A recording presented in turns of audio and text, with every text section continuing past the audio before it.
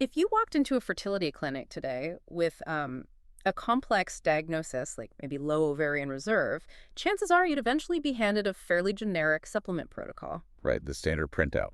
Exactly. You get the standardized list, you buy the bottles off a shelf, and you just sort of, you just hope it works. Yeah. But what if the secret to improving egg quality isn't about throwing a broad spectrum net at the problem, but essentially creating a hyper-specific, customized biological microclimate for your ovaries? Well, the thing is, the human reproductive system is just incredibly dynamic.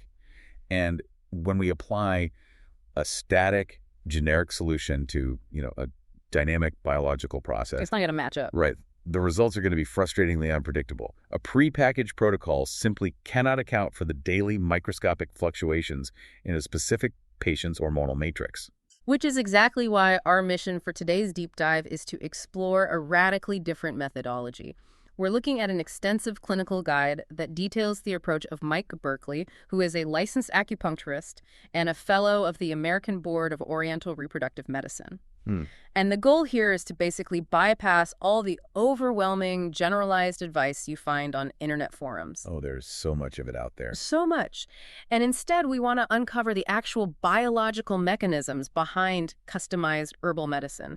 We really want to understand how meticulously tailored plant compounds claim to biologically support the egg, the uterus, and the overall conception cycle.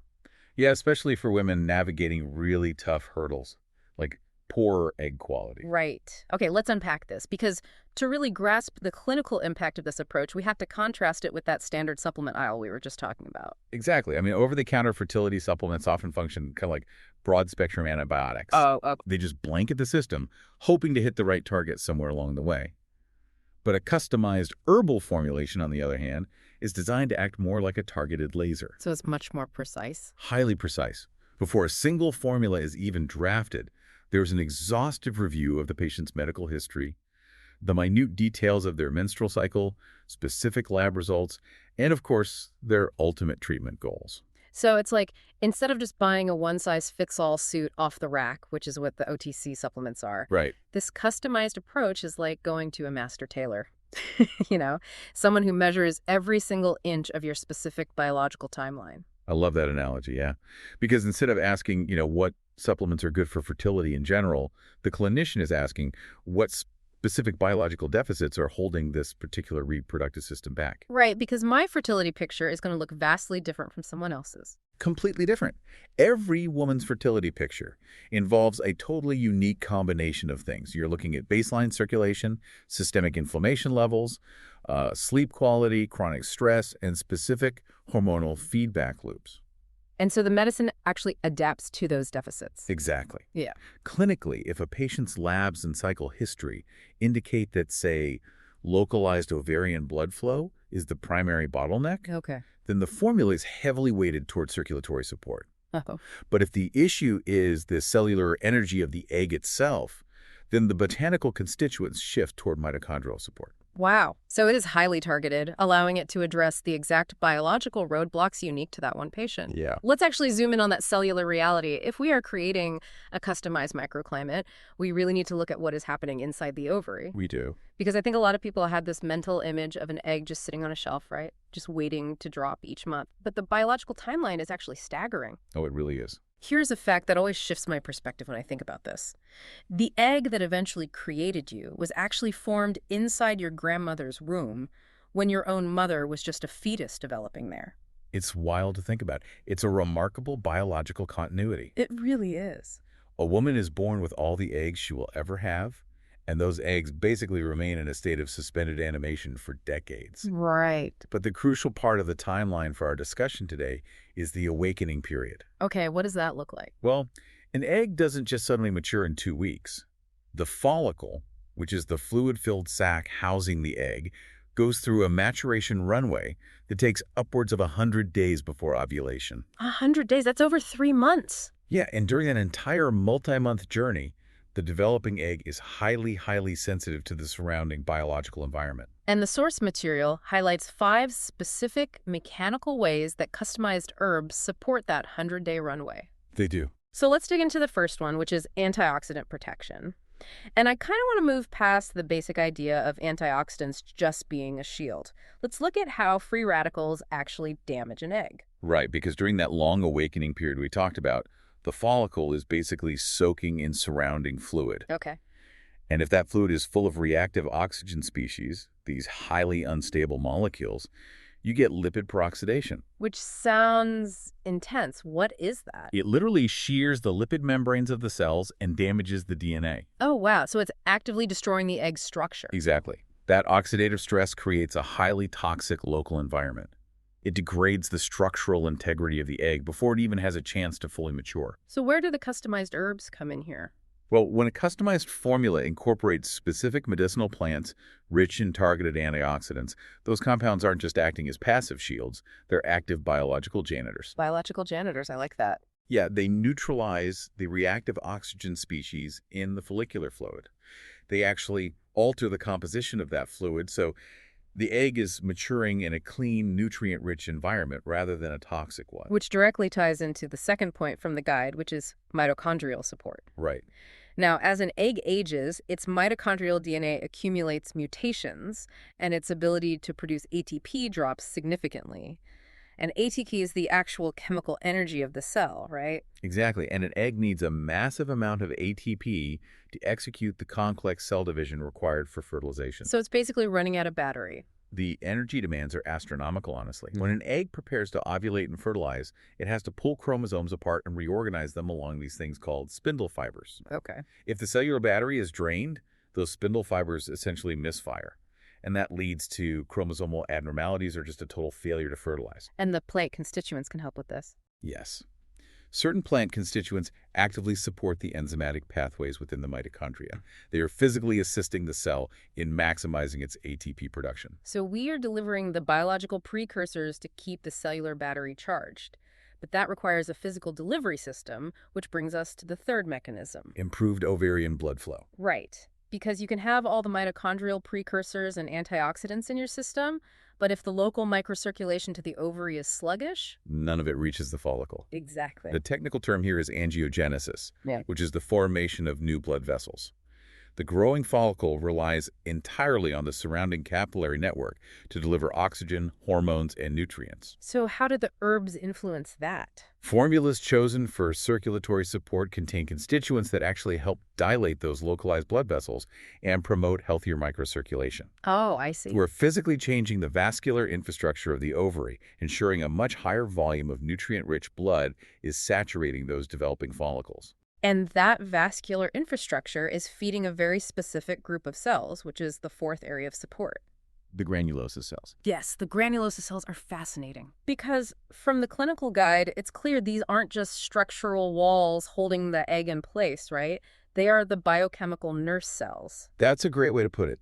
The egg doesn't actually have a direct blood supply of its own. Wait, really? It doesn't? No, it relies entirely on the granulosa cells to absorb the nutrients from the blood and literally pass them into the egg through these tiny microscopic tunnels called gap junctions. Wow. And the bidirectional signaling happening there is just incredibly complex. The granulosa cells are also responsible for hormone synthesis. Okay, what kind of hormones? They take androgens and convert them into estrogens, which is absolutely vital for the continued growth of the follicle. Okay, so customized plant medicines directly influence the health and metabolic activity of these granulosa cells. Exactly.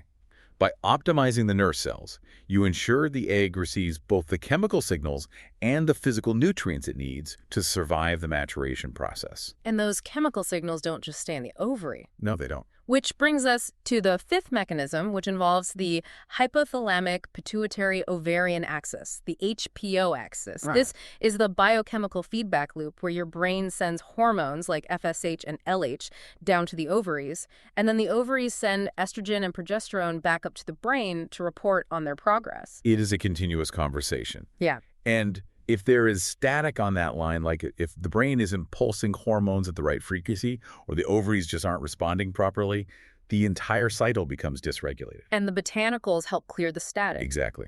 The botanical compounds in these customized formulas can gently modulate that feedback loop.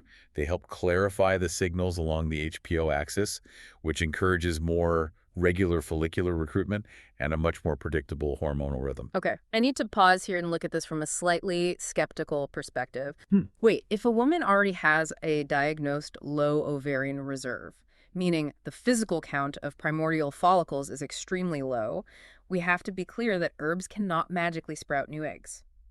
Absolutely not. You can't stimulate a follicle that physically does not exist, right? No, you can't. That is a fundamental biological truth, and what's fascinating here is that it's a vital distinction in Berkeley's clinical approach. Okay. Customized herbal medicine does not create new eggs. What it does is relentlessly optimize the microenvironment for the cohort of eggs that are currently being recruited. Ah, okay. So it's about maximizing the potential of the remaining pool. Yes. If a woman only has a few eggs attempting to mature in a given cycle, the customized approach ensures those specific eggs are protected from oxidative stress. Right. It ensures they are fully energized by their mitochondria and bathed in a rich blood supply. It's about securing the highest possible quality from the existing reserve rather than artificially trying to inflate the quantity. Which is precisely the goal. Whether the patient is attempting natural conception or going into an IVF retrieval, the objective is to ensure that the eggs retrieved or ovulated have been given the optimal biological conditions during that whole 100-day runway. Exactly. But a high-quality, fully energized egg is still really only half the equation, right? Oh, definitely. Once you have the embryo, it needs a receptive place to implant. The soil needs to be prepared. Yes. So let's shift from the microenvironment of the ovary to the physical landscape of the uterus. The clinical guide outlines 4 specific ways customized herbs prepare the endometrial lining. Implantation is arguably the most delicate biological handshake in human reproduction. That's a good way to describe it. If the uterine environment is hostile, even a genetically perfect embryo will fail to attach. So the first pillar of preparing that environment, much like with the ovaries, relies on enhanced endometrial blood flow. We are looking at the spiral arteries in the basal layer of the uterus. Yeah. When we increase the microcirculation there, we aren't just talking about making the lining thicker, though obviously thickness is important for ultrasound measurements. Sure. We are talking about vascularization. The herbs help build a dense, healthy network of tiny blood vessels just beneath the surface of the lining, ready to connect with and supply blood to an implanting embryo. And that vascular network is being built during a process of constant remodeling. The endometrium is a highly dynamic tissue. Right. It changes throughout the month. Yes. In the first half of the cycle, the proliferative phase, estrogen drives the rapid cellular division and thickening of the lining. Then, after ovulation, progesterone triggers the secretory phase, where the lining completely changes its texture. It stops growing and becomes glandular, sticky, and receptive. Exactly. Which brings us to the second pillar, assisting that tissue remodeling. Plant compounds can actively upregulate receptor sensitivity, ensuring the uterine tissue is highly responsive to the body's own estrogen and progesterone. So both the buildup phase and the textural shift happen efficiently. Right. It ensures the architecture of the lining is structurally sound. But structural integrity isn't enough if the local immune environment is on high alert. Oh, this is huge. Yeah, this is where the third pillar, immune and inflammatory balance, becomes critical. The uterus contains its own localized immune system, including specific macrophages and natural killer cells. Right, because inflammation is essentially the body's defense mechanism against foreign invaders. Right. And genetically speaking, an embryo is a foreign body. It shares half its DNA with a completely different human. Which is wild when you think about it. If the uterine lining is highly inflamed, the local immune system will literally attack the embryo instead of welcoming it. Yeah, and that's where the anti-inflammatory botanical constituents come in. They help downregulate those inflammatory cytokines. Okay. They modulate the local immune response, shifting it from a state of alert defense to a state of immune tolerance. They calm the tissue, creating a physical environment that is biochemically signaling safety to the implanting embryo. Here's where it gets really interesting for me. All of these mechanisms, blood flow, tissue remodeling, immune modulation, they bring us to the fourth pillar and honestly the most fascinating part of the customized approach, synchronized timing. The timing is everything. This is where the idea of integration with Western medicine really shines. If a patient is undergoing an IVF cycle, the pharmaceutical stimulation drugs are like the brass section of an orchestra. Oh, I like that. They are playing a very loud, very powerful, and absolutely necessary tune to stimulate multiple follicles. And standard over-the-counter supplements can't respond to that dynamic music, but customized herbs act more like the strings and woodwinds. Right. The formula is continuously adjusted across the cycle to harmonize with the medications. The synchronization is vital. During the stimulation phase, the herbs are adjusted to support blood flow and mitigate the side effects of the heavy hormones. Then, post-retrieval, the formula shifts entirely to focus on recovering the ovaries and dropping inflammation. Yeah, and when it's time for the embryo transfer, the formula changes again, specifically targeting the receptivity of the lining. You aren't taking a follicular phase formula during the luteal implantation window. Because the music has changed. Exactly. This is the literal definition of clinical orchestration. The herbs are coordinated thoughtfully with the concurrent fertility medications. They don't compete with them? No, they do not compete with the pharmaceuticals. They act as a well-tolerated dynamic partner. The Western medications do the heavy lifting of stimulation, while the customized plant medicines manage the biological fallout, optimize the local tissue environments, and basically maintain systemic balance. It's really about utilizing the raw power of Western science alongside the nuanced regulatory capacity of traditional botanical medicine. It really is. But just to be clear, we aren't bashing Western pharmaceuticals here, right? Because IVF obviously relies entirely on those medications, and any critical thinker is immediately going to ask about the safety profile of mixing these compounds. This raises an important question, and the source material is very clear on this. It is not anti-pharma. Right. The safety profile is heavily reliant on the clinical setting. There is a vast divide between the dietary supplement industry, which is largely self-regulated, and board-certified clinical herbalism. Yeah, professional formulas prescribed in a clinical setting undergo rigorous pharmacovigilance. Exactly. We are talking about strict quality control of the raw materials, testing for heavy metals, ensuring purity, and monitoring for hepatotoxicity. Making sure the liver and kidneys aren't being overburdened while they're also processing all those heavy IVF medications. Right. When integrated properly by a specialist, the data reflects an exceptionally low inherent risk profile. Serious adverse events requiring hospitalization from professionally prescribed herbs in the U.S. are exceedingly rare. Especially when contrasted with the known side effects and raw potency of pharmaceutical interventions alone. Exactly. The safety comes from the customization, the quality of the materials, and the continuous clinical monitoring. So, what does this all mean? If we pull all of this together and look at the larger narrative, the ultimate takeaway from Berkeley's clinical guide is profound empowerment. It really is empowering. For individuals facing the daunting reality of low ovarian reserve or repeated implantation failure, the standard medical model can often leave you feeling entirely out of control. Yeah, it feels like a numbers game where you are just waiting for the odds to eventually tip in your favor. But customized herbal medicine shifts that paradigm entirely.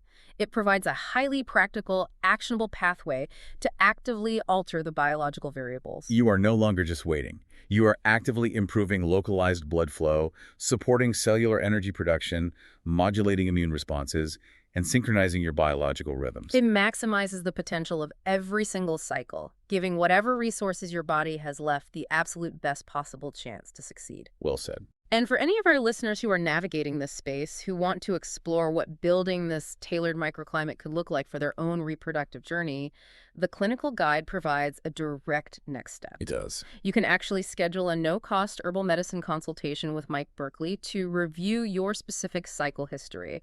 His office number is 212-685-0985. Again, you can reach his clinic at 212-685-0985.